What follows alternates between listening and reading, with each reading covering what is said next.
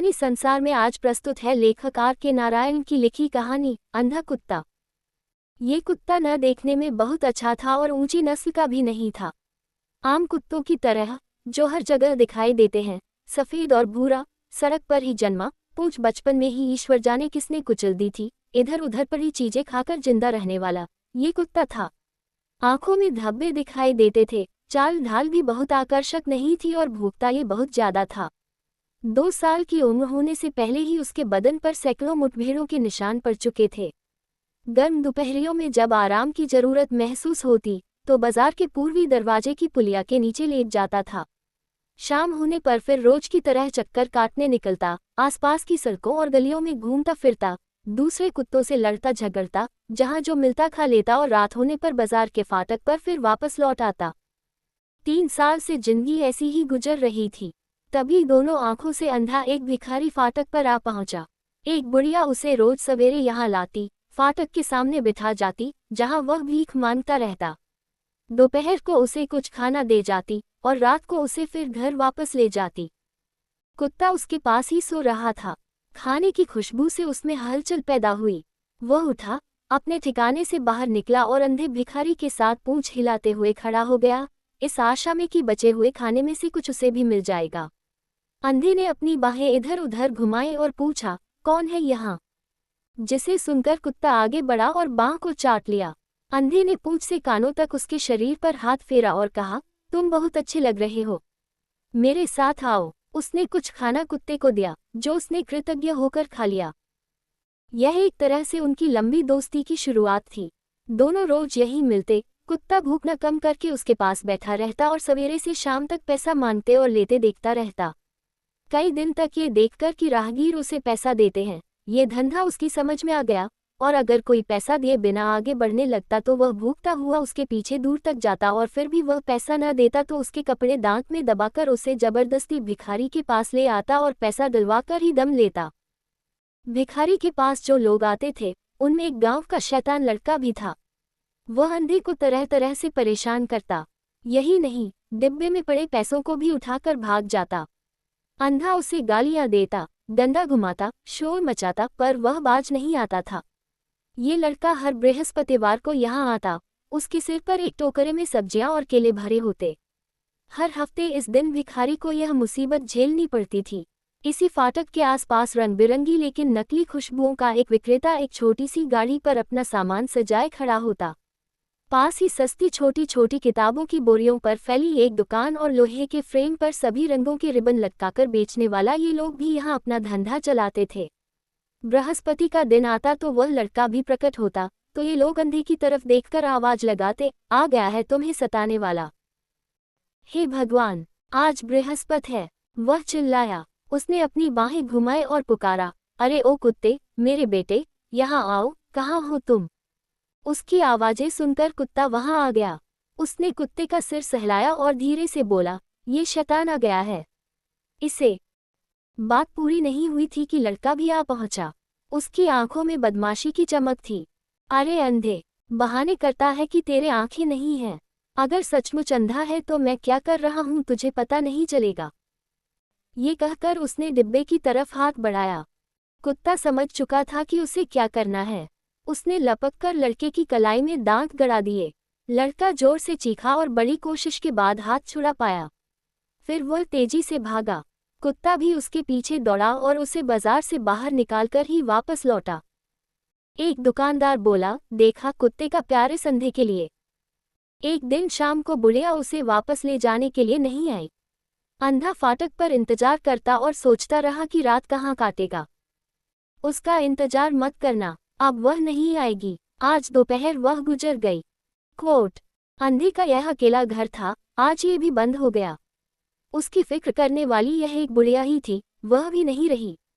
Ribbon बेचने वाला ये देखकर आगे आया। उसने अपने रिबनों में से सफ़ेद रंग का एक मोटा रिबन निकाला और अंधे को दिया। बोला, इससे कुत्ते को बांध लो और उसके साथ आना जाना शुरू करो। कुत्ते की जिंदगी ने अब एक नया मोड़ ले लिया। उसने अब बुढ़िया की जगह ग्रहण कर ली। इससे उसकी अपनी आज़ादी बिल्कुल खत्म हो गई। अब उसकी जिंदगी इस सफ़ेद पट्टी के दायरे में सिमट कर रह गई। जब वह दूसरे कुत्तों को देखकर भूखना और उछलना कूदना शुरू करता तो पट्टी भी इधर उधर होती और अंधा चिल्लाकर कहता, बदमाश, मुझे गिरा देगा क्या? चुप हो जा। कुछ दिन में कुत्ते ने अपनी हरकतों पर काबू रखना सीख लिया। अब उसने दूसरे कुत्तों पर ध्यान देना बंद कर दिया, भले ही वे उसके बिल्कुल सामने आकर भूखते रहें। उसकी आवाज का दायरा और साथी दोस्तों से संपर्क एकदम खत्म हो गए। उसका जितना नुकसान हुआ, अंधे को उतना ही फायदा हुआ। वह जिंदगी में जितना कभी नहीं घूमा था, घूमने लगा। अब वह दिन भर इधर उधर जाकर भीख मांगता, कुत्ता उसे घुमाता रहता। एक हाथ में डंडा लिए और दूसरे में कुत्ते की पट्टी थामे बाजार के बरामदे के एक कोने में उसने अब अपना घर बना लिया था। यहाँ से निकलकर वह जहाँ भी लोगों की आवाजें सुनाई देती, उधर ही निकल पड़ता और दुकानों, स्कूलों, अस्पतालों, होटलों, सभी जगह जा जाकर भीख मांगता। जहाँ वह रुकना चाहता, कुत्ते की पट्टी को जोर से झटका देता, कुत्ता रुक जाता और जब बढ़ाता, कुत्ता गुणों में उसके पैर जाने से उसे रोकता। सामने ईंट पत्थर दिखाई देते तो पैर पटक कर सावधान करता और ऊंचाइयों पर एक एक इंच आगे जाकर धीरे धीरे उसे ऊपर चढ़ाता। ये दृश्य देखने के लिए लोग उत्सुक रहते और पैसे भी डालते थे। बच्चे इकट्ठा हो जाते और खाने की चीजें उसे देते। कुत्ता वास्तव में ऐसा जानवर होता है जो बहुत संभल कर और सही ढंग से अपने काम करता है और जरूरत पड़ने पर आराम भी करता है। इस कुत्ते को लोग टाइगर कहने लगे थे, पर अब इस कुत्ते का आराम जाता रहा था। उसे अब तभी आराम मिलता था जब अंधा कहीं बैठे या सो जाए। रात को अंधा अपनी अंगुली में कुत्ते की पट्टी पकड़कर सोता था। कहता था, मैं तुम्हें छोड़ ही नहीं सकता। अब उसके मन में ज्यादा कमाई करने की भावना भी पैदा हो गई थी और आराम करने या बैठने को वह वक्त की बर्बादी मानने लगा था। कुत्ते को भी इसलिए हर समय उसके साथ रहना पड़ता था। कभी कभी उसके पैर आगे बढ़ने से इनकार कर देते, लेकिन उसके जरा रुकते ही मालिक डंडा मारकर उसे चलते रहने के लिए विवश कर देता था। कुत्ता चीखता चिल्लाता तो मालिक एक और डंडा लगाकर कहता, शैतान, चीखना बंद कर, मैं तुझे खाना नहीं देता, एक और रोटी चाहिए। कुत्ता धीरे धीरे सड़कों पर उसके साथ घूमता रहता, थका होने पर भी कुछ नहीं कर पाता था। अंधा भिखारी जालिम मालिक की तरह उसे जैसे चाहता रखता और काम लेता था। रात को बाजार बंद हो जाने के बाद देर तक लोगों को दूर से थके मांदे कुत्ते की रोती हुई आवाजें सुनाई देती रहती। उसकी शक्ल सूरत बदल गई थी, बदन में हड्डियां निकल आई थी और साफ सुथरी खाल चिकटों से भर गई थी। रिबन बेचने वाले, किताबों के विक्रेता और खुशबुओं का ठेला लगाने वाले तीनों दुकानदारों ने इस पर गौर किया और एक दिन, जब धंधा कुछ मंदा था, वे मिल बैठकर इस पर बात करने लगे, बेचारे कुत्ते पर अब मुझे तरस आने लगा है। क्या हम लोग इस बारे में कुछ कर नहीं सकते?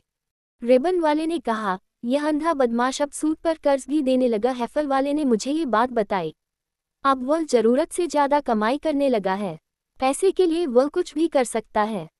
खुशबू वाले को रिबन के फ्रेम से लटकती कैंची दिखाई दी। उसने कहा, उपाय मुझे मिल गया। उसने कैंची निकाल ली और उसे लेकर आगे बढ़ा। उसने देखा, अंधा भिखारी पूर्वी फाटक के सामने से आ रहा है।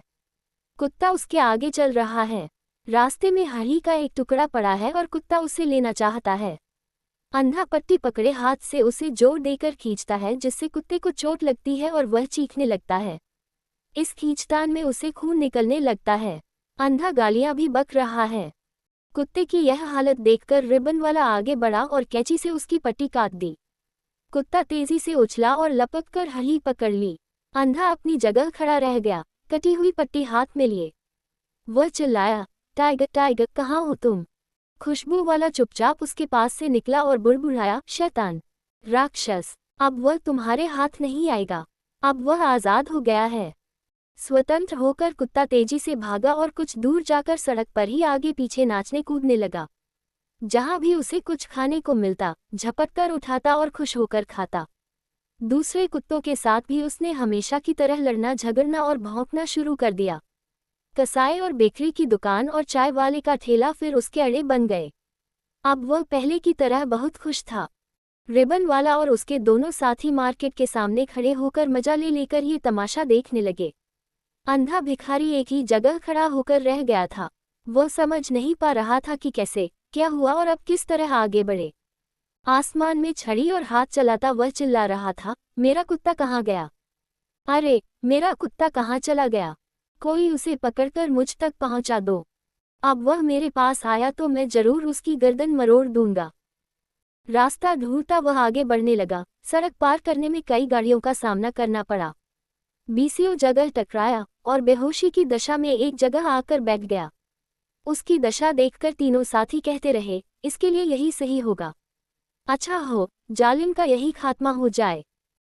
थोड़ी देर बाद वह फिर उठा और किसी राहगीर की मदद से धीरे धीरे बाजार के बरामदे के कोने में पड़े अपने गूदड़ बिस्तर पर थका हारा आकर लेट गया। 10 दिन, 15 दिन, 20 दिन तक अंधा कहीं दिखाई नहीं दिया। कुत्ता भी इस बीच किसी को नजर नहीं आया। तीनों दुकानदार आपस में बात करते, कुत्ता तो अब सारी दुनिया में घूम फिर रहा और मौज मस्ती कर रहा होगा। अब वह आज़ाद पंछी है। और वह बुला, शायद वह हमेशा के लिए खत्म हो गया होगा। ये बात खत्म भी नहीं हुई थी कि अंधे भिखारी की लकड़ी की आवाज़ टप टप फिर सुनाई पड़ी। उन्होंने देखा, हमेशा की तरह वह पटरी पर चला आ रहा है, उसके आगे कुत्ता चल रहा है। अरे देखो, वे तो फिर उसी तरह चले आ रहे हैं। तीनों ने एक साथ कहा। रिबन वाला दौड़कर उनके पास गया और पूछने लगा, कहाँ रहे इतने दिन तुम लोग? अंधा कहने लगा, पता है क्या हुआ? कुत्ता तो भाग गया था। मैं एक आध दिन कोने में पड़ा पड़ा मर ही जाता, भूखा प्यासा, कोई आमदनी नहीं। एक दिन और बीतता तो मैं चल बसता, लेकिन यह वापस आ गया। कब आया? कैसे आया? सिंगल कोट, कल रात आया। रात को मैं बिस्तर पर पड़ा सो रहा था। यह आया और मेरा मुंह चाटने लगा। मैंने सोचा, अब इसे मार ही डालें। ऐसा घुसा मारा, जिसे ये याद रखेगा। अंधा बताने लगा, लेकिन फिर मैंने इसे माफ कर दिया। सोचा, कुत्ता ही तो है। सड़कों पर घूमता गंदगी खाता, जब ये थक गया, तब लौट आया। अच्छा खाना तो मेरे ही पास मिलेगा। अब ये कहीं नहीं जाएगा। और ये देखो, अब मैं इसे इससे बांधता हूँ। उद्धरण, सबने देखा, अब लोहे की चेन उसके हाथ में थी। कुत्ते की आंखें अब फिर उदास लगने लगी थी, पहले की तरह मरासा दिखाई देने लगा था।